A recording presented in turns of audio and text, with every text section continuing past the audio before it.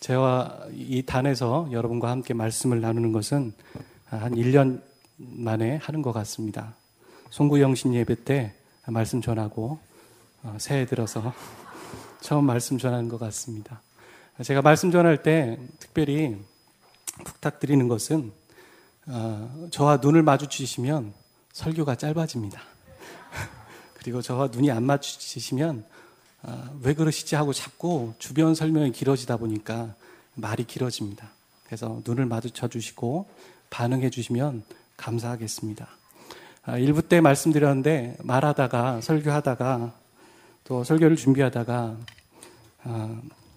감동이 돼서 많이 울었는데 1부 때 좀 최대한 안 울게 여러분들 많이 격려해 주십시오라고 말씀드렸는데 잘 격려해 주셨는지 많이 안 울었어요. 좀 울컥하다가 말았거든요. 왜냐하면 울면은 전할 수 없잖아요. 시간이 제한되어 있는데.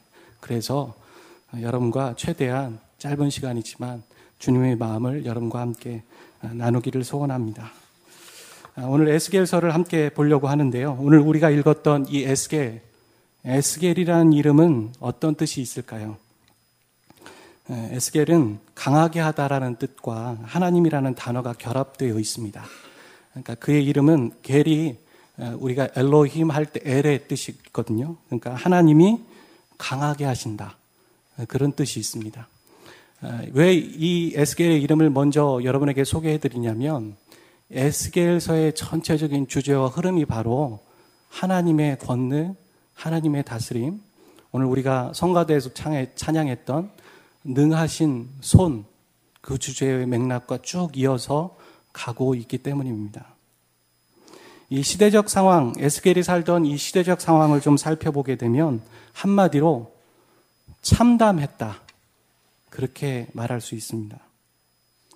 이스라엘 역사에서 솔로몬 왕 이후에 남과 북으로 분열됐거든요. 분열된 걸로만 끝난 것이 아니라 분열된 이후에 그들이 멸망을 당했습니다. 북이스라엘은 아수르에 의해서 3번 침공을 받고 BC 722년에 멸망을 당했습니다. 그리고 남유다는 그 이후에 바벨론에게 3번 침략을 받고 BC 586년에 멸망을 당했어요. 에스겔이 살던 이 시대는 아마 BC 597년경으로 예상되기 때문에 바벨론이 2차 침략을 하고 항상 침략을 할 때마다 그냥 침략만 하고 끝나는 것이 아니라 사람들을 포로로 데리고 갔거든요.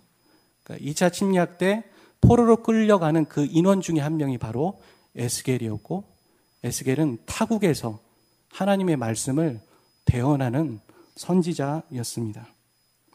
이렇게 에스겔이 살던 전후 시대는 이스라엘에게 있어서는 잊고 싶은 과거입니다.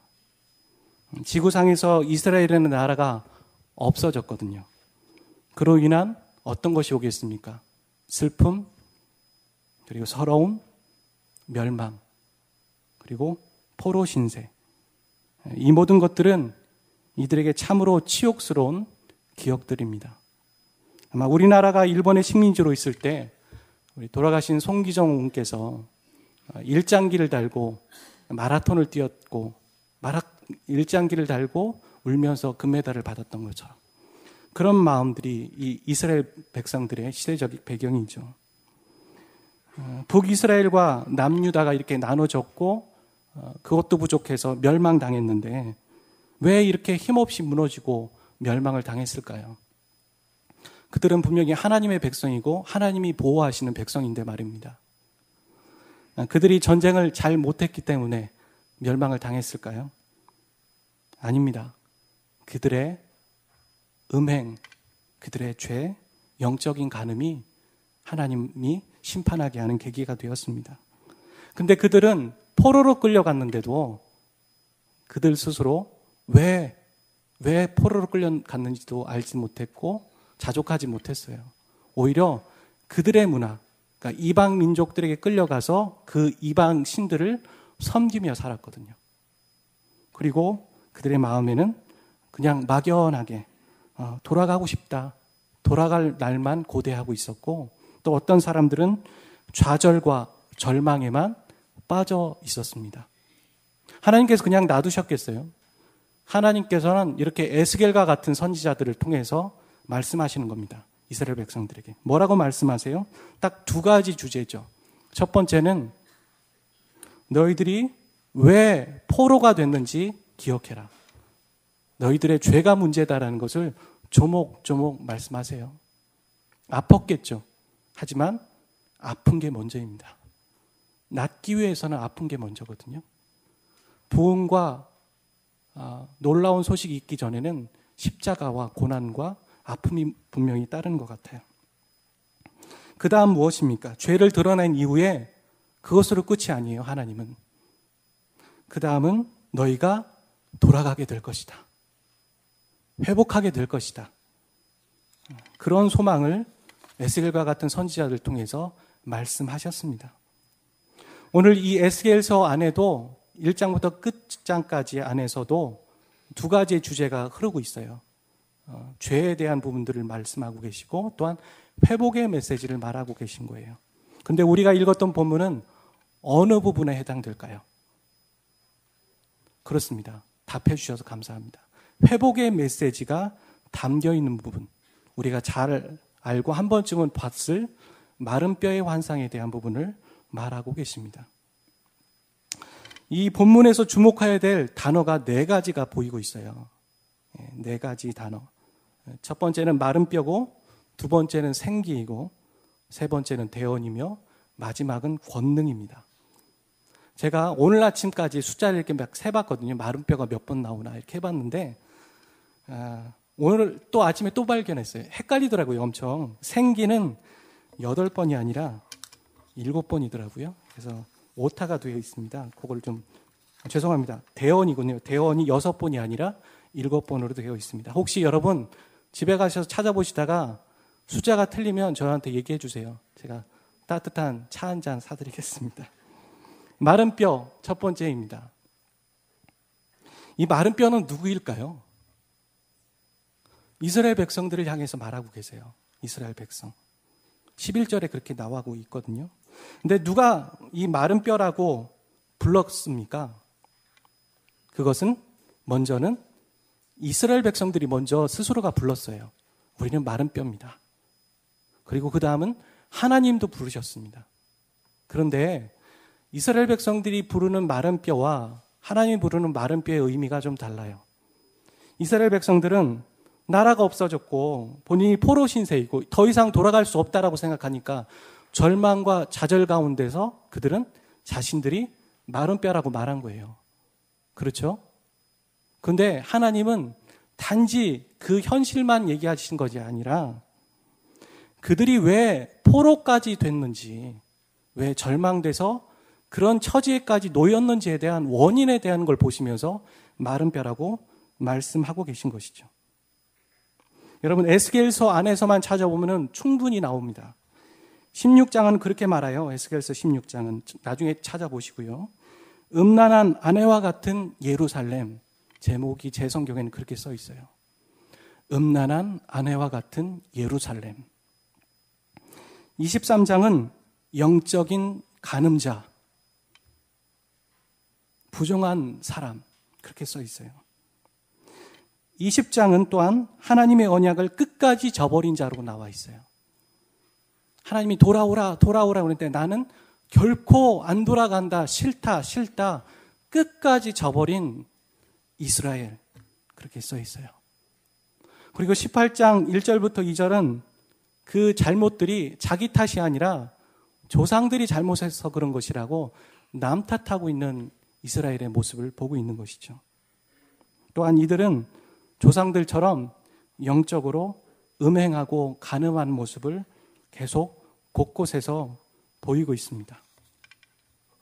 여러분, 이들이 포로로 끌려갔고 또한 이들이 이런 모습을 보였을 그 시작, 그 원인은 어디서부터 시작되었을까요?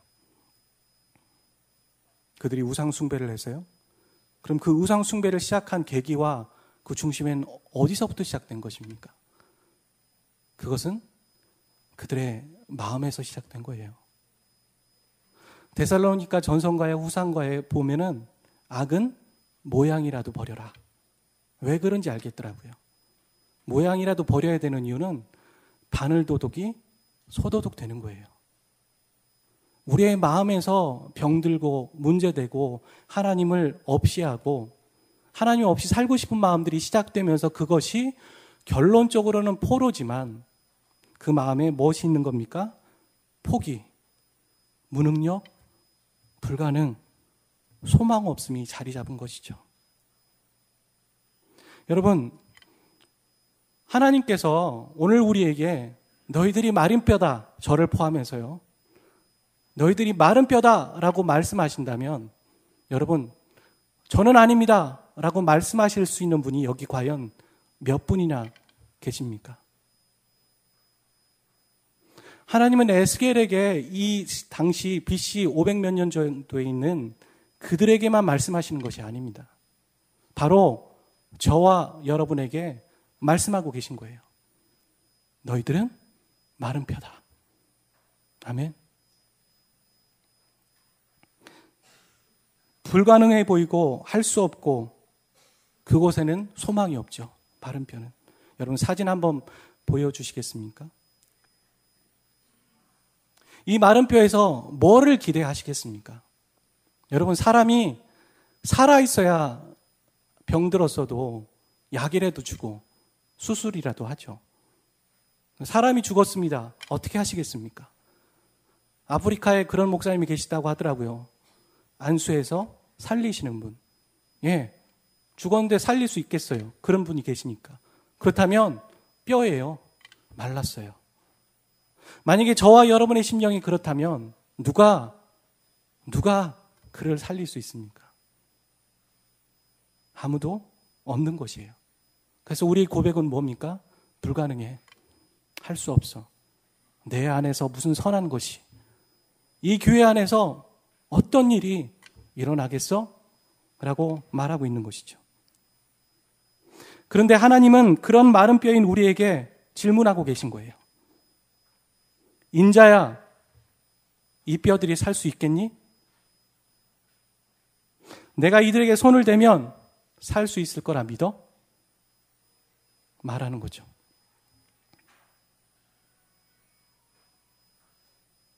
우리의 현실적인 부분은 분명히 냉혹합니다. 그리고 냉혹하다 못해 처절합니다.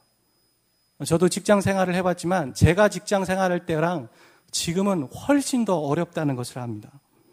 이 사회는 냉정해요. 돈의 문제가 걸리면 더 민감합니다. 사람이 어려우면 어떻게 되는 줄 아세요? 현실적이게 돼요. 논리와 이성은 분명히 하나님이 우리에게 주신 선물 중에 하나입니다. 이성으로 하나님을 이해할 수 있거든요. 그렇잖아요. 우리가 성경을 이성으로 하는 거지 않습니까? 하지만 모든 것을 그것으로 풀기에는 이 세상의 일은 영적인 일이 너무 많아요. 이해할 수 없는 일이 너무 많다고요. 모든 것을 논리와 이성으로만 다 이해하고 정리한다면 여러분, 성경이 왜 필요합니까? 우리의 이성이 우리 내 삶의 전부이고 우리의 경험과 지식이 교회 일과 우리의 삶의 지혜의 전부라면 하나님은 우리에게 왜 필요한 존재죠? 어찌 보면 우리는 우리 스스로 하나님을 끌어내리고 있는 겁니다. 그 자리에서 우리 스스로가 결정하고 있는지 모릅니다. 여러분, 교회가 아니면 크리스찬이 하나님을 꼴찌로 내놓는다면 욕먹을 거예요. 하지만 우리가 1등이고 하나님이 2위라면 아무 문제 없습니다. 하나님을 필요에 따라 말하고 종교활동하고 그 찬송도 하지만 정작 마음에는 내가 있는 거예요. 그리고 사람이 1위라면 그게 바로 이스라엘 백성들이 지은 영적 간음이 아니고 무엇입니까? 그게 영적 음행이죠. 그래서 마른 뼈는 이스라엘 백성이 아니라 바로 저와 여러분이에요. 아멘. 아멘 한 분에게 갑절의 영감이 있기를 주님으로 축복합니다. 네. 제 트레이드 마크인데요. 사용하셔도 돼요. 하나님과 성경의 이야기는 솔직히 이성적으로 이해되지 않는 이야기들이 가득 차 있어요. 혹시 여러분, 그런데 그 성경의 이야기는 믿기는 하지만 그때의 역사적 사건으로만 제한하고 계시진 않으십니까? 오늘은 시대가 바뀌었으니 절대로 이루어지지 않는 일이야 불가능한 일이라고 말씀하고 계시진 않으십니까? 불러도 하나님이 없어서 인간의 힘을 믿고 있지는 않으십니까? 오늘 저와 여러분에게 하나님은 반응과 대답을 요구하고 계세요. 이 죽은 뼈들, 불가능하고 자포자기 된 우리의 영적인 현실을 보시면서 말씀하시는 거죠. 인자야, 이 불가능한 것이 가능하리라 믿니? 여러분, 에스겔도 확신에 찬 대답을 하지는 못했어요. 3절에 보면은 주 여호와여 주께서 하시나이다. 약간 불투명한 대답을 하는 것이죠. 근데 주님에게서는 그게 중요치 않아요. 왜요? 에스겔을 끌고 간 것도 주님이시거든요. 에스겔에게 마른 뼈와 골짜기를 보게 하신 이유가 무엇이겠습니까? 회복시키시려고요.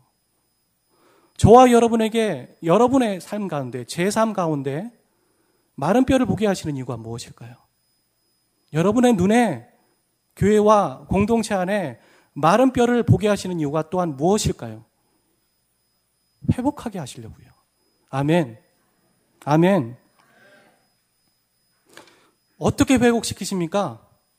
생기를 불어넣으시는 거예요. 할렐루야. 생기가 들어가게 하실 거라 말하십니다. 왜 생기가 필요할까요? 생기가 8번 나오는데요.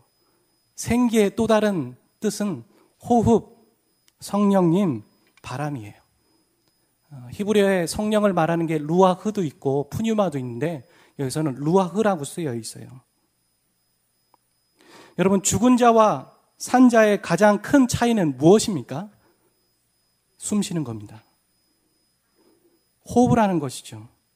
하나님은 이 마른 뼈와 같은 저와 여러분에게 호흡을 하시겠다 하시는 거예요. 여러분, 물속에 빠진 사람을 살리려면요, 인공호흡해야 돼요. 호흡을 불어넣어야 된다고요. 이해되시죠? 죽어있는 자들에게 하나님은 인공호흡 시키시겠다 말씀하시는 거예요. 이 마른 뼈가 호흡하려면 생기가 필요한 건데 이 생기는 성령님이세요. 그리고 이 성령님을 루아흐라고 말하는데 루아흐는 호흡입니다. 그래서 마른 뼈가 호흡할 수 있는 유일한 방법은 바로 하나님의 호흡을 받는 것이에요. 이 호흡이라는 단어가요, 창세기 1장 2절에도 쓰였는데 땅이 흑암에 쌓였고 혼돈하고 공허한데 하나님의 성령이 운행하신다. 네, 성령이 운행하신다. 그렇게 써 있죠. 여러분, 성령님이 운행하시는데요, 저와 여러분에게 생기를 불어넣으실 텐데 어디다 불어넣으실까요? 아까 이스라엘 백성들의 어떤 부분이 문제라고 말씀드렸습니까? 마음의 문제예요. 저와 여러분의 마음에. 에스겔서 36장 26절 지금 제 설교 노트에 있는데 한번 그 말씀을 한번 읽어주시겠습니까? 어디에 새 영을 불어넣으시는지 함께 읽어보겠습니다. 시작. 또 새 영을 너희 속에 두고 새 마음을 너희에게 주되 너희 육신에서 굳은 마음을 제거하고 부드러운 마음을 줄 것이며. 마음이 병들었기 때문에 마음에 주님께서 생기를 불어넣으시는 겁니다. 저와 여러분에게 그렇게 불어넣으실 줄로 믿습니다. 여러분, 근데 여기서 제가 그 말씀을 읽어달라고 하면서 주되 줄 것이며에 굵은 글씨로 해놓고 밑줄도 그어놨잖아요. 왜 그랬을까요? 예, 중요하기 때문에 무슨 얘기를 하겠죠? 여러분, 히브리어의 단어는요, 성이 있어요. 남성, 여성, 그 다음 뭐가 있을까요? 공성이 있어요, 공성. 남자와 여자가 같이 쓰여 있는. 근데요, 여러분, 이 주되 줄 것이며 같은 단어로 쓰였는데 남성일까요? 여성일까요? 공성일까요? 좀 크게 말씀해 주세요. 그렇죠. 맞습니다. 똑똑하십니다. 하나님께서 생기를 새누리교회에 불어넣으신다면 남자에게만 불어넣으실까요? 여자에게만 불어넣으실까요? 모두에게요. 여기 남자와 여자가 있잖아요. 그래서 공성을 쓰신 거예요. 할렐루야. 저와 여러분에게 남자든 여자든 생기를 불어넣어 마른 뼈가 살아나게 하실 것이라고 말씀하시는 겁니다. 여러분, 다시 아까 창세기로 돌아가서 그 호감과 공허와 혼돈이 있는 것 가운데 성령님이 운행하신다고 하셨는데요.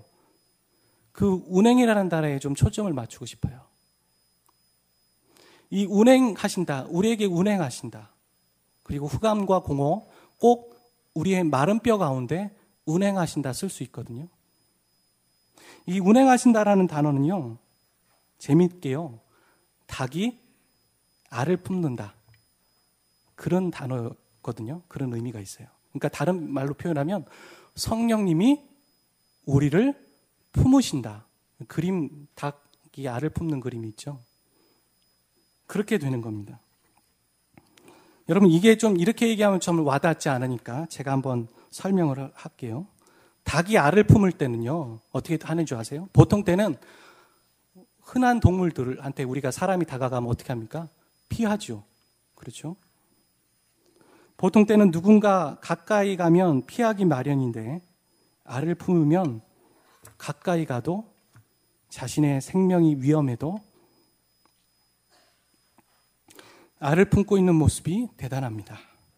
비가 와도 비를 맞으며 그대로 어미는 알을 품습니다. 잠깐 물과 먹이를 먹으러 나오곤 금방 알을 품으러 들어갑니다. 어미의 모성 본능이 대단합니다. 그런데 아까 제가 히브리어 단어에는 성이 있다고 말씀드렸어요. 성령님의 성은 무엇일까요? 네? 여성이에요. 어미의 본능. 닭이 알을 품는 거. 성령님이 여러분을 어미와 같이 품으시는 거예요. 알이 부화되려면요, 대충 온도로는 알이 부활되지 않아요. 어미의 체온을 끝까지 전달해야 돼요. 그래서 떠나지 않는 거예요. 그래야지만 알이 부화되거든요.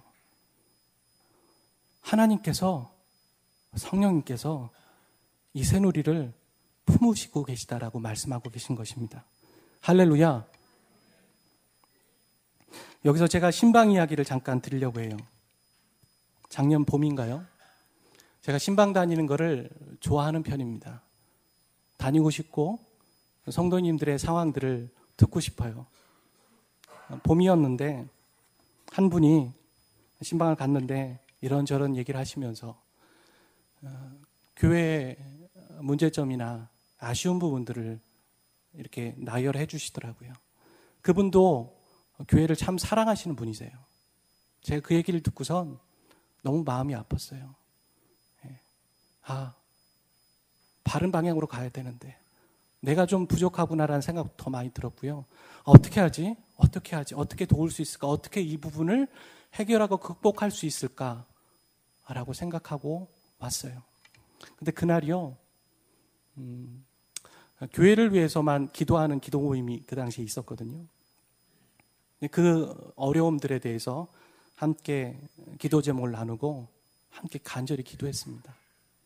기도하는 가운데 주님께서 저에게 개인적으로 하나의 그림을 보여주셨어요. 여러분, 오늘 예배 들어오실 때 저 나무 유리문 열고 들어오셨잖아요. 가장 뒤에 있는 거. 여기에 예배 자리에 사람들이 가득하고 예배 드리고 있어요. 그런데 각자 자기의 고민과 어려움들을 갖고 기도하고 있는 거죠.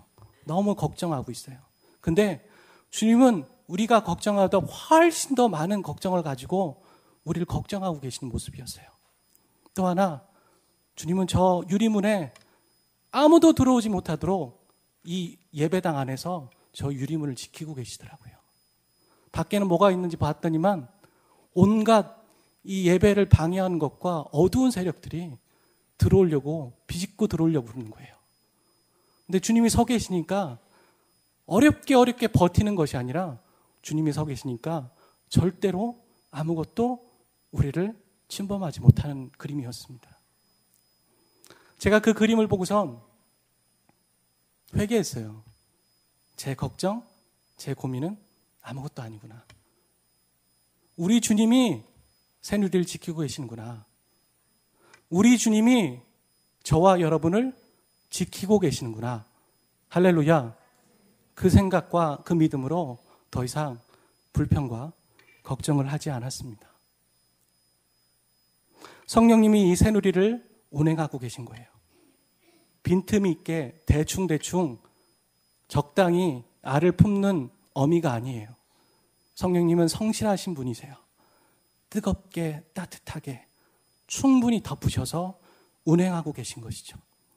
그 운행하고 계실 때 무엇이 떨어져야 되는 것입니까? 창세기로 봤을 때는 흑암과 공허와 혼돈이 이 지구에 가득한데 하나님의 영이 닭이 알을 품듯 이 지구를 충만하게 품고 계신 거예요. 그리고 하나님이 말씀하시는 거죠. 빛이 있으라. 그랬더니 창조가 일어나기 시작하는 것이죠. 할렐루야. 마른 뼈인 우리의 심령 가운데 성령님께서 충만하게 임재하셔서 덮고 계세요. 그럼 저와 여러분이 해야 될 건 무엇입니까? 믿음으로 대언하는 겁니다. 하나님, 새누리는 주님의 손에 있습니다. 하나님, 저의 심령은 주님의 손에 있습니다. 하나님께서 다스리실 것입니다. 어렵지 않으시죠? 대언은 그렇게 앞으로 있을 일기예보하는 거나 앞으로 전쟁이 있을 겁니다. 이런 예언하는 거 아니에요. 그런 것도 대언일 수 있겠지만 하나님께서 뜻이 하늘에서 이루어진 일들을 이 땅 가운데 선포하는 거예요. 할렐루야. 아직 이루어지지 않았어요. 왜요? 답답하죠, 우리도요. 하나님의 마음에서.